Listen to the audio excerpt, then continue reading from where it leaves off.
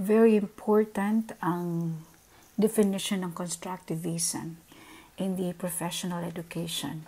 So, ang definition natin, we let or allow student to create or construct ideas or concept based on students' experiences.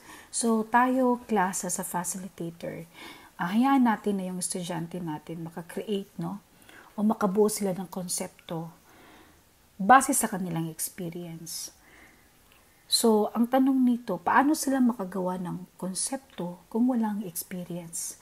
So, as facilitator, we have to provide activities for them to have that experience and then eventually can create a concept or ideas. So, how is this possible? So, that is possible through authentication. Okay? A real-life experience. So, pag sinabi natin real life, hindi pwede more on imagination.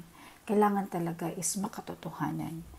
Kasi, dito kasi makikita yung mga talents, skills, abilities ng mga bata, or tinatawag siyang portfolio. So, ano yung mga real-life activities na yun?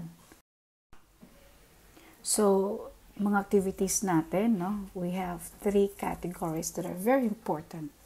Hindi tayo pwede magdagdag ng ibang activities. Dito lang tayo mag-limit, no, sa 3. Project-based, problem-based, and inquiry-based. Okay, so dito muna tayo as of now.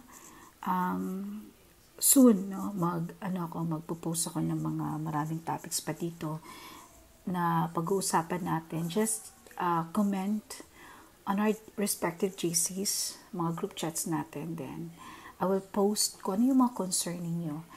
And then, mag-post din ako dito ng mga questions regarding sa mga possible na itatanong ng PRC sa LET exam, then mag-rationally tayo.